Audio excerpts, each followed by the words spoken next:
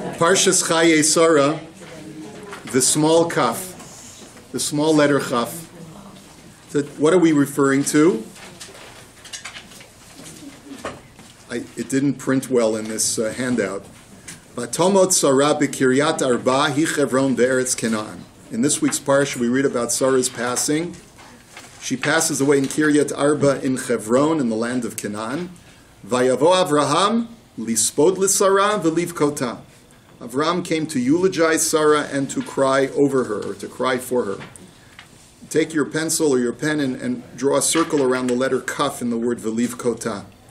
It's in the Sefer Torah, it's smaller than all of the other letters. The letter Chaf is in the Torah, but it's written like half size. And so that's part of the Mesoret, that there are certain letters that are smaller and certain letters that are larger than all of the other letters. This is one of those examples of when you have a small letter in the Torah. In the print, I didn't shrink the font as I had hoped to, but that's what it's supposed to be. Why is that letter Chaf smaller than all of the other letters? There are a number of interpretations to this. There's a medrash called Otiot de Rabbi Akiva. It's not a very famous medrash, but we have it nonetheless. And it goes through every single letter of the Aleph Bet and tells us what kind of message we're supposed to take from the letters of the Aleph Bet. And for the letter Kaf, the medrash says V'liv kota, Kaf ketana. There's a small letter Kaf in the Torah, and that teaches me Kol mi she'eno boche al adam kasher, Kaf, v'kaf, v'kaf, pori'in lo. Anyone who does not properly cry over a good person who passed away, then kaf, v'kaf, v'kaf, pori'in lo. They are punished with 3 kafs, which is the letter that we're talking about. Kaf, v'kaf, v'kaf, pori'in lo. They are paid back. What does that mean? Number of possible interpretations, but I think that one at least interpretation is that the Navi talks about different types of kafs. A kaf, by the way, is a palm. And there are 2 signs of mourning. You either go like that and smash your 2 palms together as a sign, as an expression of grief. Vayispoket kapav, like by Balak. He went like this when, oh my gosh, like when all of his plans were not going well, that he clasped his hands together. So those are the 2 kafs. And then there's something else called, the Navi calls kaf al yarech. Slap your hand to your thigh, as also, and that was an expression of mourning that they would do at eulogies, at funerals.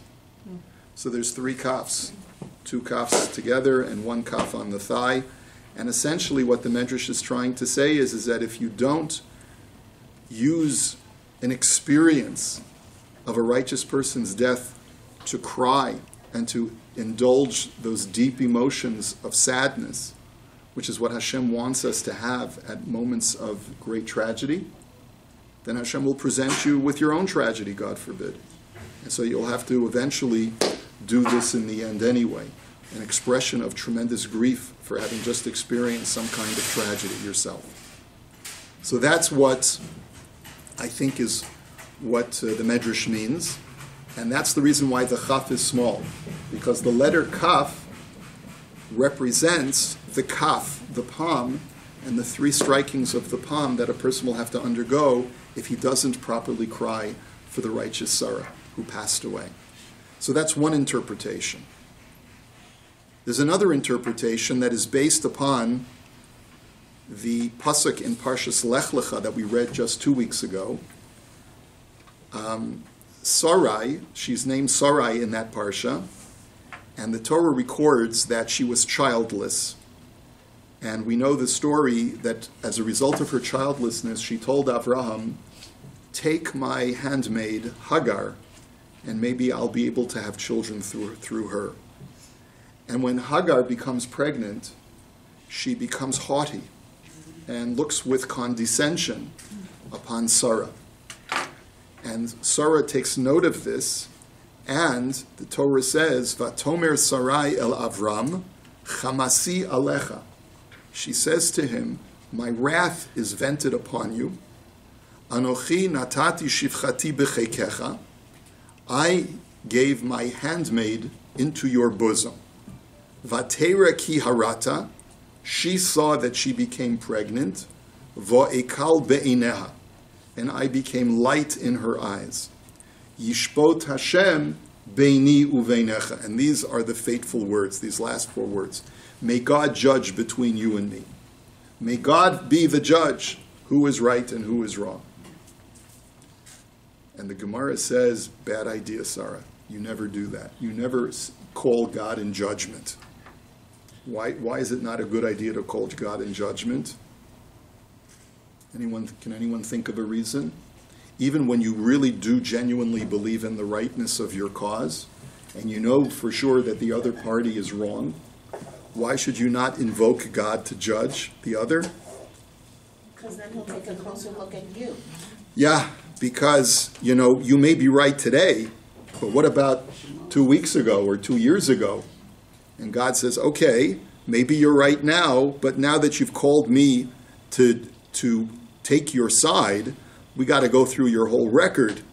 And maybe there's something in your book where you were wrong and I took your side, and now you're telling me that you demand that I take your side? Well, not so simple. So let's take a look at the Gemara. The Gemara in 2 places, in Masechet Rosh Hashanah and Masechet Bava Kama, says as follows: Amar Rav Chanan, Hamoser din al chavero hu ne'enash tchila.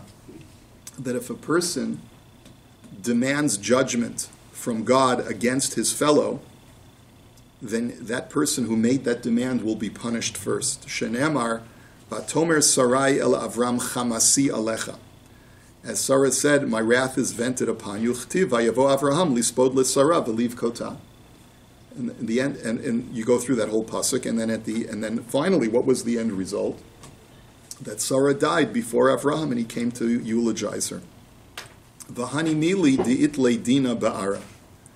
But that's only true that it is wrong to do that when you have the opportunity to call someone to judgment in a mortal court. And as the commentaries explain, the Ran says this, Rabbeinu Nisim says this, that Sarah had the opportunity. She could have either said to Avram, listen, I don't think this is right what's going on, Or she could have said, let's go to a rabbi, let's go to a Navi, and let's ask him what the right thing to do in this situation. But instead, she resorted immediately to saying, God knows that you're wrong because you didn't step up for my honor. You did not defend my honor. And in this wrathful moment, she used the wrong words, and that was the fateful mistake. So the Maharsha actually points this out, and he says, Lo hayat tzarich in source number 5, Lo hayat tzarich lahavi raya mehai kra dekama parshiyot batorah shenemru bahen shahaya Avraham chaya acharei mitat Sarah.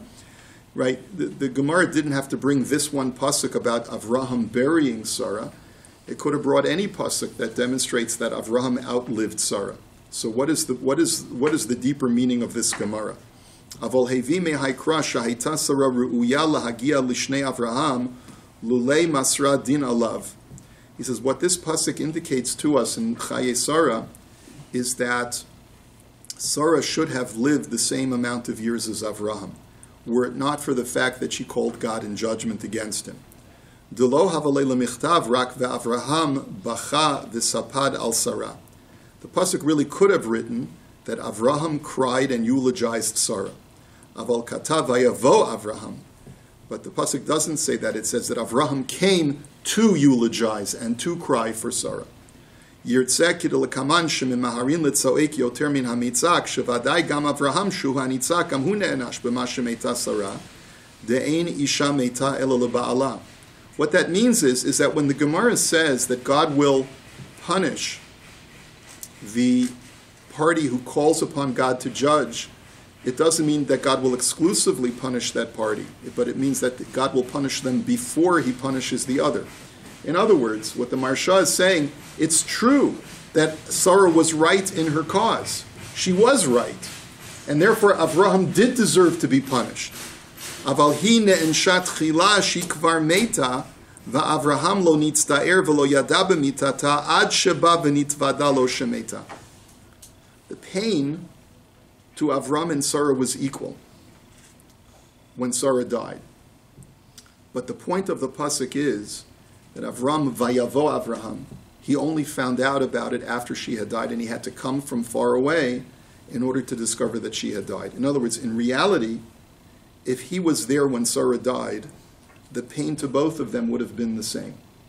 His pain of seeing his wife die and her death would have been actually exactly equivalent. But the fact is that he wasn't around when she died, so her death preceded his discovery of her death. And that's what the pasuk means to say, that he also was punished, but she was punished first by dying, and then he was punished maybe a day later when he came home and discovered that Sarah had died, and that's the point of the Gemara. She gets punished first, he gets punished second. Not that he gets off scot-free. He deserved punishment, but his punishment only came a little bit after hers. Does everyone understand what the Maharsha is telling us? What he's essentially telling us is that it's not that Sarah is being exclusively punished because she called God to judge. It's that her punishment came before Avraham's punishment. They both were punished. The spouse who dies is punished, and the spouse who survives is also punished. But Avram only discovered her death after she died. Yes, Linda. So you're saying that, okay. What about somebody who says, I hope that person gets what they deserve? That's calling God to judge. Is that calling God? Yeah. Is it? Yeah. We think it sometimes, but we shouldn't say it. So you're saying that if she had done something else, like how was she supposed to express to him her unhappiness about that? You can say, listen, I think you're doing something wrong. And you know what? Either we should seek out counsel, let's go to a therapist, or let's go to a rabbi. Rabbis are cheaper than therapists, by the way. They're not always as good, though. But they can sometimes provide you with some insights. But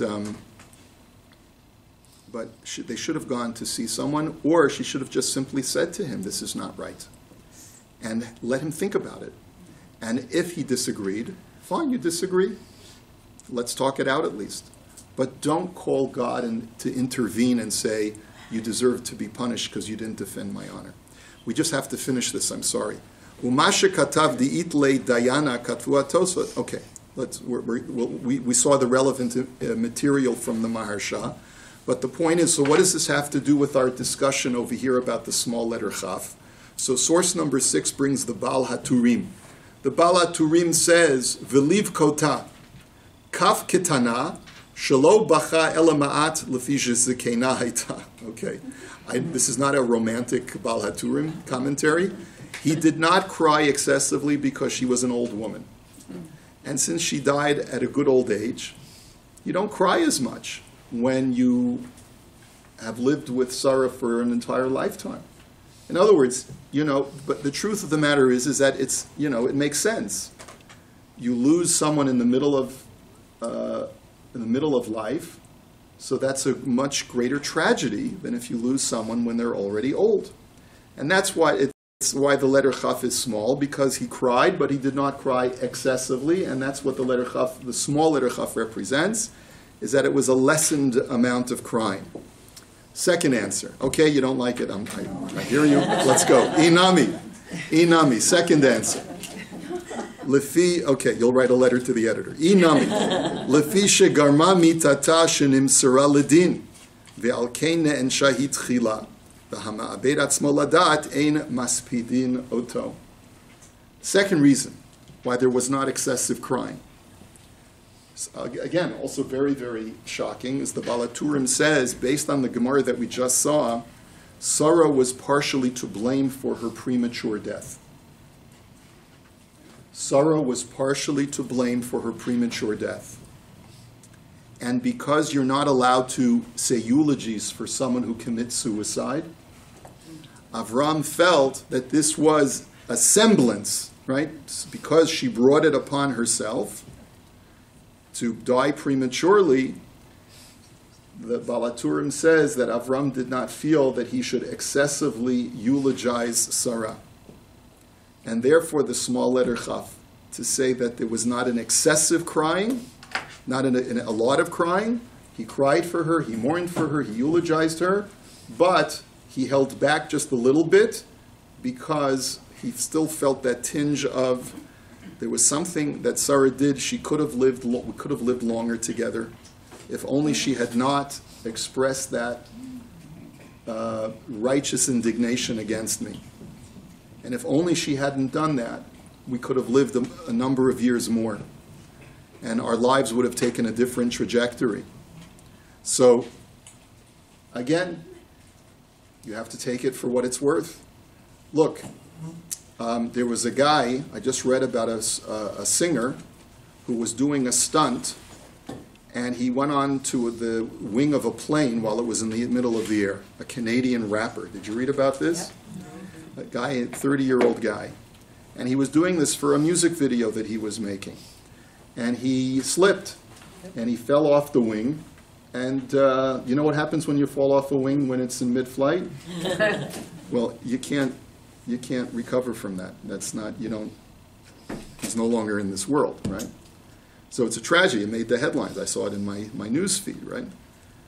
So I'm just thinking, his wife probably told him, I mean, if he was married, his wife probably said, I will never forgive you if you don't survive this. I will never talk to you again if you don't survive.